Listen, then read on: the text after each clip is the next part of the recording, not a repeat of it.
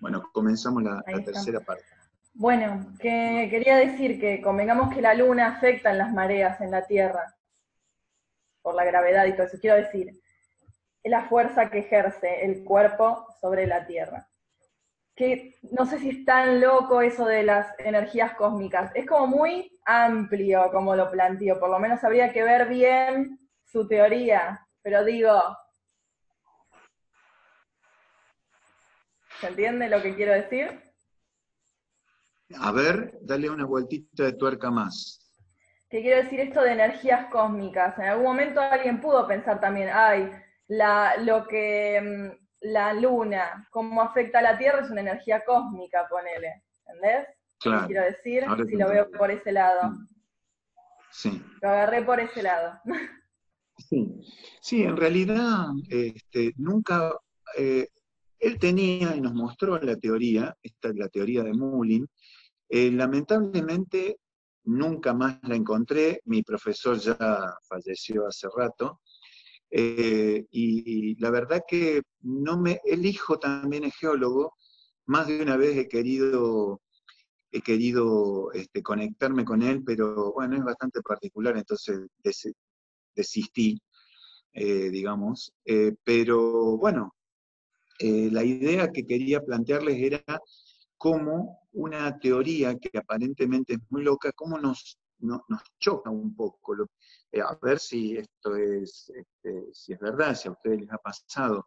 Es decir, cuando nosotros tenemos algo muy bien explicado, nos cuesta mucho aceptar, y lo primero que hacemos es rechazar las nuevas teorías, ¿no? Como descabelladas o como lo que sea. Yo creo que es la naturaleza humana la que genera eso. Y a veces hay que abrir un poco ese panorama para poder aceptar la posibilidad. Los grandes descubrimientos en general son eso, ¿no? Son una idea loca a veces y bueno, prueba y error hasta que se da eso. Pero entiendo lo que vos decís. Después nosotros en la actualidad hemos visto que la fuerza digamos, de los cuerpos, las masas, según la física, digamos, eh, la física convencional, y Newton y las masas y todo eso, efectivamente puede ser explicado, pero esa fuerza que mueve el agua no alcanzaría en principio, según los estudios, a mover los continentes. ¿Eh?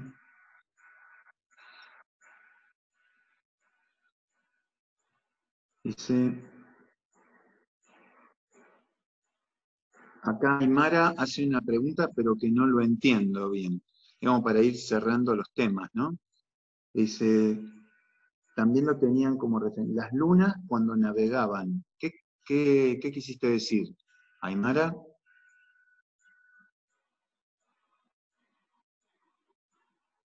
Aymara no lo está describiendo. Bueno, seguimos entonces. Después cuando armes bien la pregunta, lo podemos, la podemos seguir. Sí, yo Entonces, continuando un poquito, dime. le quería preguntar, yo leí que el 0,025% era la energía del núcleo y que eso era lo que movía las placas tectónicas, algo así era. Le quería pedir que explaye un poco más eso, porque se me hace loquísimo que siendo que la mayor proviene del Sol, que no tenga influencia en eso. ¿Qué cosa viene del Sol? No te escuché, no te entendí. Que la mayor parte de la energía viene del Sol, digamos, y que eso no influye en el movimiento de las placas, sino que solo el centro de la Tierra, que es un 0, no sé cuánto por ciento de la energía que se da en la Tierra. No, claro, bueno, ese cero algo de energía, habría que ver qué tipo de energía estamos hablando, si estamos en, supongo que lo que están, que ese 0, algo por ciento sería el calor del interior de la Tierra, porque a eso vamos. Es decir, Claro, lo que pasa es que tampoco el hierro y el níquel no podrían haber conservado probablemente la temperatura durante 4.500 millones de años. Entonces mucha gente postula que en realidad en el interior de la Tierra hay otros elementos, como uranio, como minerales radioactivos, que van fisionando y que al fisionar efectivamente van generando calor, como puede ocurrir en una planta nuclear. ¿Okay?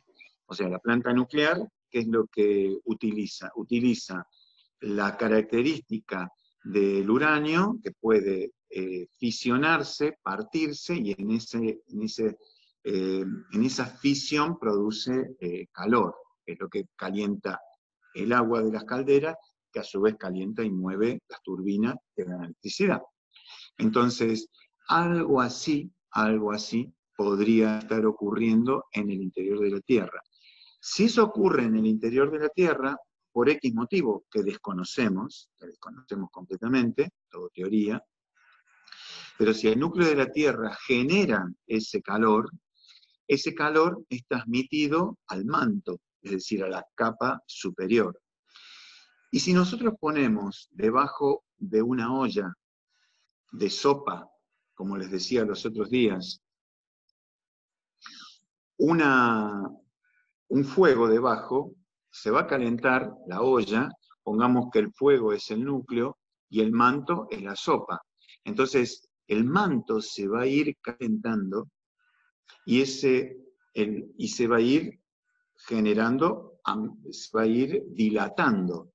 Si se dilata, pesa menos, y si pesa menos, va a tender a subir a la superficie. ¿Hasta ahí? ¿Vamos bien? Perfecto, perfecto. ¿Perdón? No, perfecto, decía que vamos bien. Vamos bien. Fíjense, ahora les voy a compartir algo que estaba ahí dando vueltas, que me pareció lindo. Yo voy a ir hablando y se los voy a ir compartiendo. Esto está convirtiendo la grabación. Denme un minutito. A ver, ahí está. Es este. Vamos a compartir. Este quizá, no sé si me van a escuchar bien, porque voy a... Denme un minuto. Porque la compu esta es media lentonga. Es probable que se detenga. Si no anda muy bien, ahí está. Díganme si lo ven, si no, les paso. Fíjense lo que ocurriría, ¿ven? Es decir, el calor del núcleo calentaría el manto, en el manto se produciría la subida desde algunos puntos calientes del núcleo, no tiene mucha continuidad, no importa, después lo pueden ver ustedes mismos. Y se generaría lo que llamamos la convección, que sería la que empujaría por fricción las capas. ¿Ok? Vamos a dejar de... porque está muy lento. Denme un minutito que les voy a pasar acá. Después lo subo, pero es una imagen nada más. Es una imagen que sirve como ilustrativa. De estas hay un montón.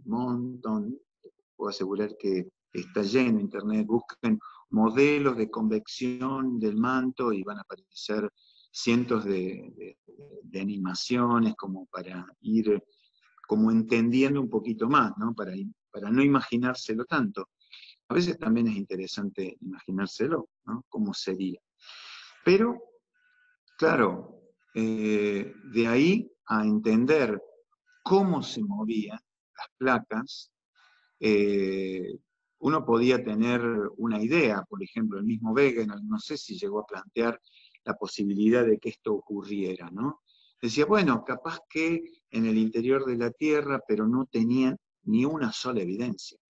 Wegener se murió en el año, creo que en el 35, 36, por ahí me parece, antes de que hubiera alguna evidencia de que esto ocurría. Hay una serie de evidencias. Hoy, ¿cuántos años más tarde? Casi 105 años más tarde, tenemos muchísimas más evidencias. No teníamos datos geofísicos, no sabíamos cómo era el fondo de los océanos, por ejemplo. Desconocíamos completamente. No sabíamos ni cómo era, es decir, en forma, la superficie del fondo de los océanos, no, lo desconocíamos. No sabíamos de qué estaba formado el fondo de los océanos. No, ¿de qué roca? ¿Es una roca? ¿Cómo sería algo parecido a lo que hay en superficie, ¿no es cierto? O sea, lo que uno puede interpretar. Bueno, resulta que el fondo de los océanos es diferente completamente. La roca que forma la corteza oceánica es completamente diferente a la que está en los continentes, al modo de, digamos, como si fuera una sopa justamente, donde en el manto el contenido es de una determinada característica y va generando una espuma, pero en la superficie hay zapallos, zapallitos, zanahorias, etcétera, etcétera, pero que nunca llega a meterse de nuevo. Por lo tanto, en la superficie, ¿qué va a estar? Siempre los elementos más livianos, que tengan menor peso, ya sea rocas con sílice y aluminio, con potasio, sodio, en mayor medida. Y en el fondo de los océanos, elementos con hierro, magnesio, y de hecho, justamente, las rocas que nosotros encontramos en la corteza continental son de una determinada característica que tiene mayor densidad, en términos generales, por supuesto, tiene una mayor densidad que las rocas que están en la corteza continental. Esa diferencia, esa gran diferencia, es la que nosotros interpretamos que tiene justamente el manto. El manto es roca fundida que entendemos que tiene las mismas características que la corteza oceánica. Y esta convección hace que justamente las placas, los fondos oceánicos se abran, se vayan abriendo. Y una evidencia de esta apertura es, entre otras, pero la más evidente, la más fuerte y la más bonita, podríamos decir, desde el punto de vista de la geografía, es la dorsal centrooceánica del Atlántico, donde hay una cordillera, no muy alta, pero sí en algunos puntos con cierta presencia de volcanes, que justamente está en el centro del Océano Atlántico, separado equidistante de América, de África y Europa. Esto no se sabía en la época de Benneker, recién se supo al principios, durante la Segunda Guerra Mundial, cuando quisieron tirar conexiones, digamos, cables subterráneos entre Europa y Estados Unidos para comunicarse los aliados, y se encontraron que la cantidad de cable que tenían que tirar era muchísimo mayor a lo que supuestamente deberían haber tirado si el fondo de los océanos fuera... a ver, les voy a compartir. No. Compartir pantalla. A ver si yo... Mientras busca Marcelo, les digo, Sí. ¿vieron el dibujito que recién mostró? Que se ve las placas que se mueven. Háganse una idea que esos movimientos son extremadamente lentos. Son 2 centímetros por año, 3 centímetros por año. Es como la velocidad a que nos crecen las uñas, por ejemplo. Uno dice, la uña se mueve, y parece que no, pero a lo largo del año va creciendo. O sea, para tener una magnitud de los movimientos estos, ¿no? De las placas. Exacto. Yo lo que quería hacerles Si esto fuera, vamos a hacer así, ¿no? Vamos a hacer, a ver, esperen, ¿con qué? Ahí está. Con negro, con negro. Muy bien. Ahí está. Nosotros acá tenemos la Estatua de la Libertad. Perdonen que voy a dibujar con el dedo en el teléfono. Bueno, hagan de cuenta que esta es Nueva York y la Estatua de la Libertad. ¿Sí? Vamos a ver. Ahí está. No puedo dibujar, disculpen.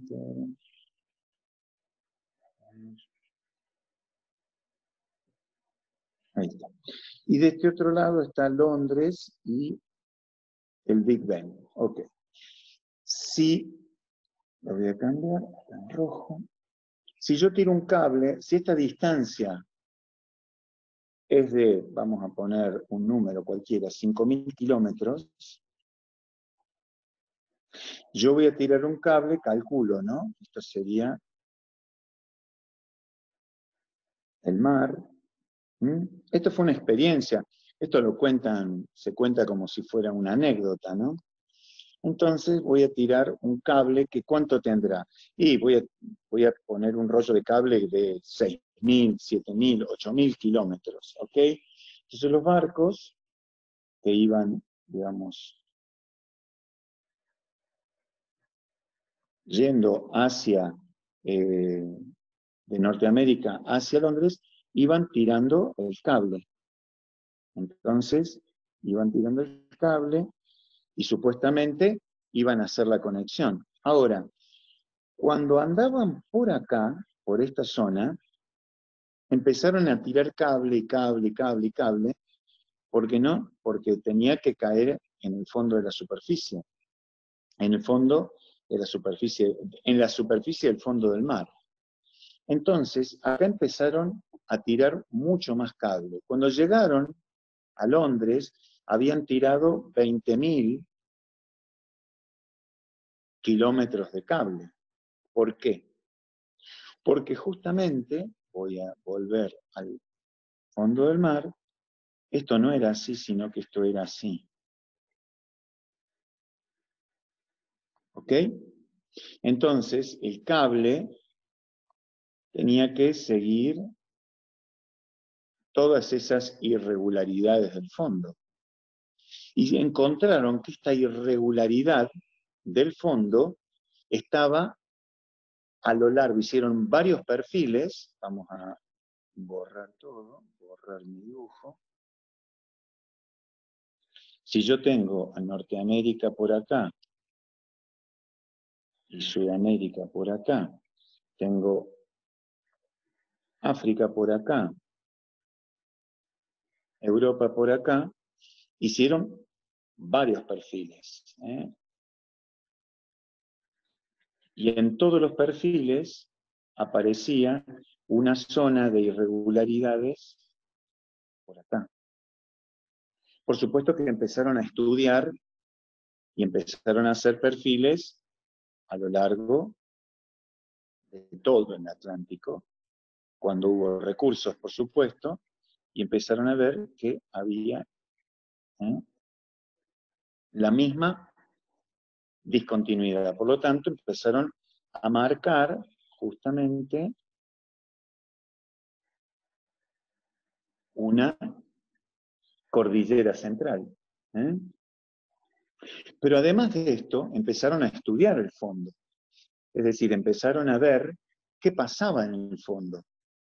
Y encontraron que el tipo de roca, empezaron a hacer muestras por acá, empezaron a muestrear el fondo. Y empezaron a sacar muestras para poder estudiarlo justamente. ¿Sí?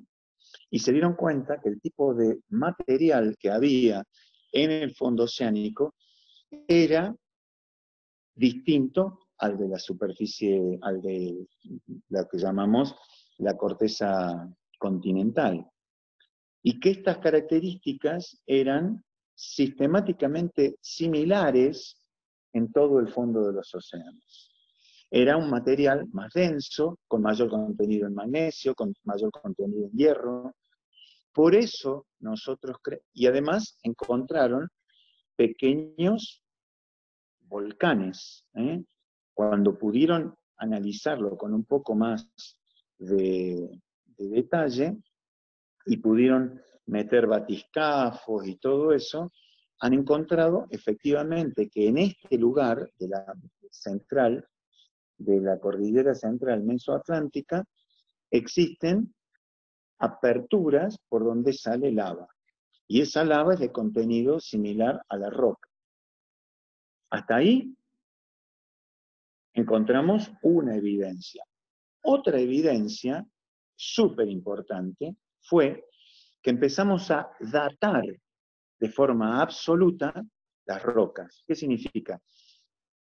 La clase pasada les dije que hay una forma relativa, que es a través de lo que es a través de los estratos, los restos fósiles, y una forma absoluta que es a través de ciertos y determinados isótopos radioactivos, que se desintegran a una tasa cada tantos años, ¿sí?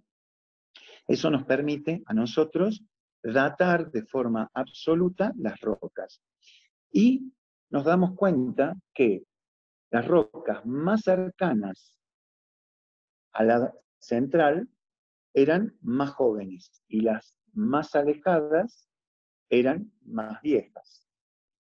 Y si nosotros hacíamos un análisis de ambos lados de la central, de la cordillera central mesoatlántica, encontrábamos que eran más antiguas desde la cordillera hacia ambos lados.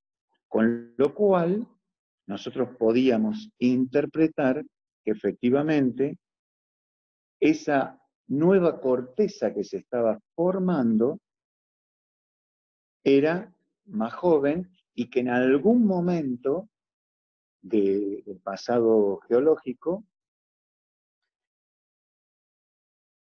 esas habían estado más cerca y se habían formado al mismo tiempo. ¿Ok? Eso es evidencia de que se han ido separando. En la actualidad, gracias a los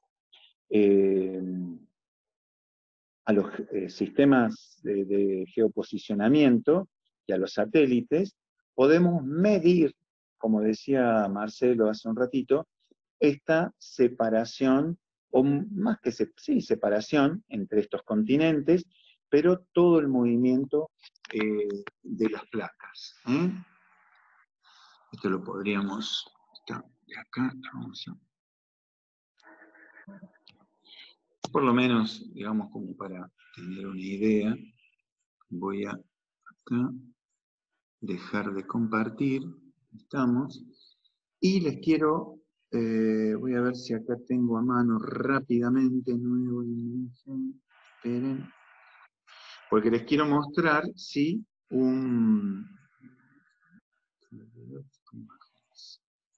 a ver si lo tengo a mano.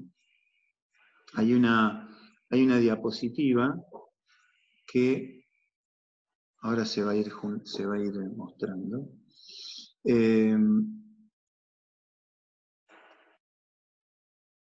Porque es interesante justamente. Ahí está, este es. Bueno, les estoy mostrando una serie de imágenes que he ido utilizando a medida que... no sé si la voy a encontrar fácil, porque está muy lentísimo. Si no, bueno, no, lo voy a cortar, porque si no voy a perder el tiempo con esto. ¿Bien? Lo pueden ver en el PowerPoint de tectónica de placas. Ahí van a ver una imagen en donde están las mediciones en distintas partes del mundo del movimiento relativo de las placas. El promedio, como decía Marcelo recién, es de entre 4 y 7 centímetros por año, que es el mismo crecimiento que tienen nuestras uñas. Lo que pasa es que las cortamos, bueno, yo me las corto por lo menos. A veces está un poco sucia, pero bueno, esa es otra historia. Imagínense que si nosotros dejáramos un año sin cortarnos las uñas, podríamos medir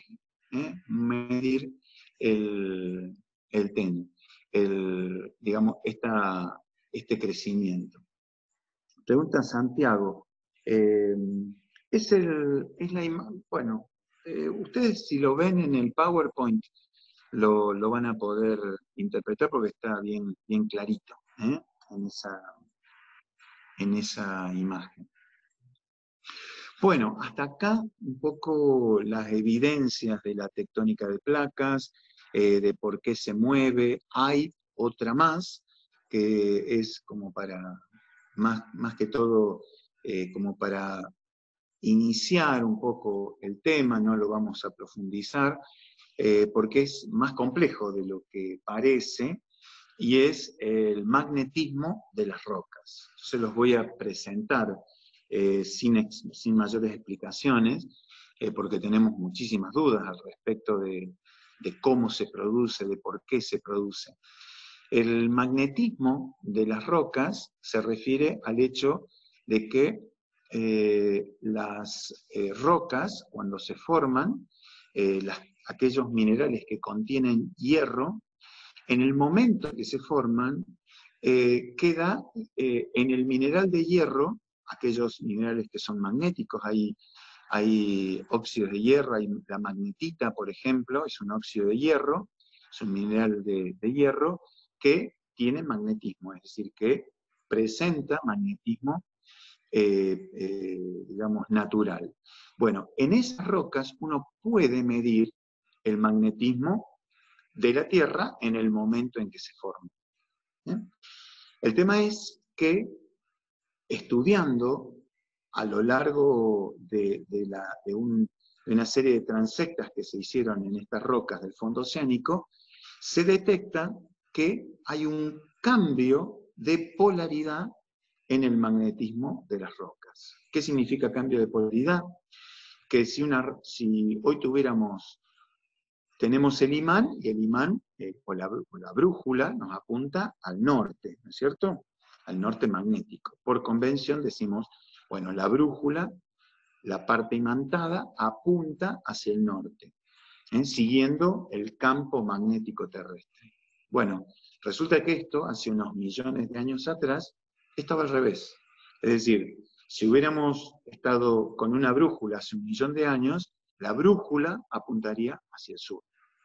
Bueno, este cambio de polaridad no sabemos muy bien por qué ocurre, hay muchas teorías al respecto. En general, cuando uno busca la explicación, se encuentra con una explicación muy general, sin ir a los bifes realmente. Hay algunas cosas nuevitas que podrían explicarlo, pero siempre dentro de la teoría. Pero lo interesante es que a lo largo de los años, los millones de años que tiene el fondo oceánico, que estamos calculando en el caso de el Atlántico unos 170, 180 millones de años, desde el momento en que América y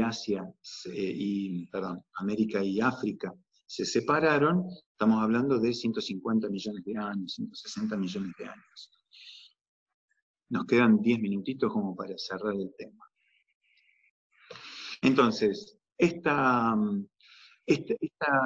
cambio de polaridad se puede ver a ambos lados, así como les decía que a ambos lados de la cordillera central la edad va aumentando desde la cordillera hacia los continentes, hacia América y hacia el África, también hay un cambio de polaridad de las rocas, también que son más o menos equidistantes y simétricas desde la cordillera hacia los continentes.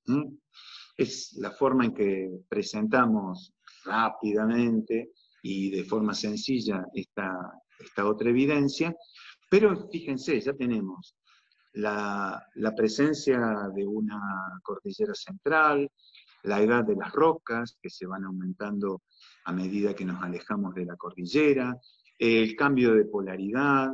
Hay otras cuestiones relacionadas con el movimiento de las placas en función de los puntos calientes. O sea, hay evidencias. Entonces, toda esta información hoy nos permite generar un modelo, hoy tenemos las computadoras, pero podemos generar un modelo. Y una de las cuestiones que hacen a muchas de las teorías es que los modelos pueden generar predicciones. ¿Qué significa? Que si yo armo un modelo con mis evidencias y digo, bueno, yo digo que las placas se mueven, entonces estas placas van a generar distintos tipos de bordes, porque si en algún lugar del Atlántico las placas se están abriendo, esto significa o que la Tierra se está hinchando, ¿sí? Porque si ustedes, por ejemplo, agarran un globo y lo inflan muy poquito, lo marcan con un marcador y lo vuelven a inflar, esa zona se va a separar, ¿no es cierto? Va a ser más grande. Pero esto significaría que la Tierra se va inflando. Pero resulta que la Tierra, entendemos por las mediciones que tenemos, que no se va inflando. Por lo tanto, si en algún lugar la corteza se va separando y abriendo en algún otro lugar, tiene que estar rompiéndose, uniéndose o deglutiéndose o desapareciendo. ¿Ok? Bueno, de ahí aparecen los diferentes tipos de bordes de placas, que son los que vamos a ver seguramente la clase que viene. Entonces, todo esto ustedes vayan estudiándolo, mirándolo, leyendo, viendo a ver cuáles son las preguntas que se les ocurre, y vamos a ir avanzando en esta temática. ¿Comentarios, Marce?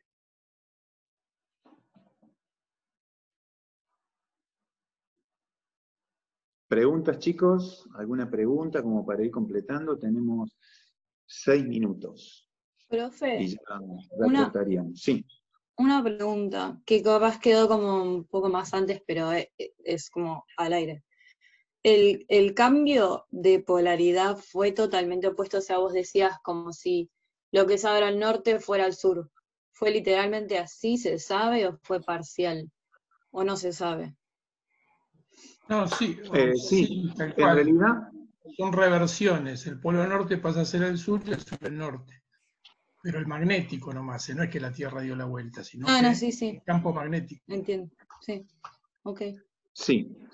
Sí, seguramente, imagínense que detectar o estudiar esto es muy difícil, porque uno tiene que sacar la muestra del fondo del mar y marcarla para saber cómo estaba ubicada realmente, ¿no? Entonces, ya el estudio ya se hace complicado.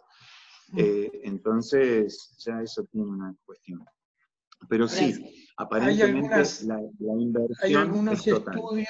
Hay algunos estudios que parece que esa reversión es bastante rápida. O sea, como que disminuye la intensidad del campo y rápidamente, en pocos años, digamos, empieza a ser al revés, digamos.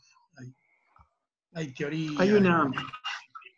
Sí, hay una nueva, es una teoría, pero está dentro de lo que es, a ver si lo abrí al artículo, no, me parecía este. Fíjense, les voy a compartir y ya con esto vamos cerrando. A ver, ¿cómo es esto? Sí, acá. Me cuesta un poco ir rápido con el mouse. Ahí está. Lo que les voy a compartir es un artículo que salió hace unos años, muchos, en el 2012 creo yo, y justamente abrí en este sector, donde a través del estudio de las ondas sísmicas, de muchos detalles de las ondas sísmicas, aparece, como ven, este sería el manto. Esperen que voy a dibujar acá para mostrarlo. Este sector sería el manto, tal como lo hemos marcado. Este sería, y a partir de la parte blanca sería el núcleo. Esto sería el núcleo. ¿Okay? Fíjense que está el núcleo externo, el núcleo externo, el núcleo interno, que es de color naranja, y el núcleo interno, que es el nuevo descubrimiento, que es el puntito rojo, ese que se ve ahí. ¿Ok? Ese sería un nuevo descubrimiento, como que en el interior del núcleo interno hay un núcleo más interno todavía que tiene características distintas.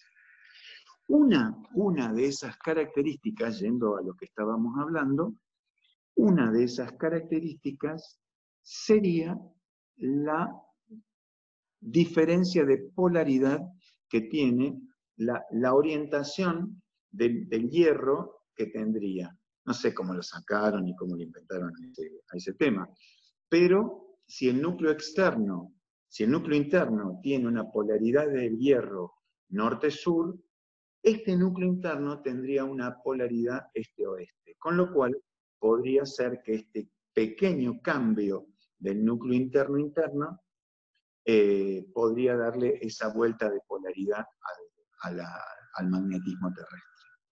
Teorías. Pero bueno, por lo menos siempre un geólogo tiene que tener un nuevo verso para contar, porque si no, ¿de qué vivimos, no? Los científicos y todo eso hacen exactamente esto.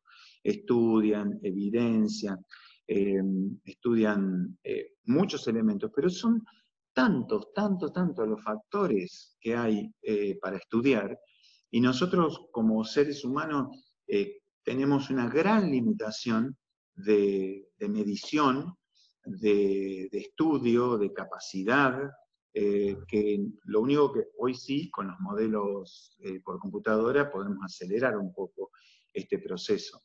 Pero no podemos estudiar el 100% de las rocas del fondo marino. No podemos estudiar el 100% del magnetismo de las rocas.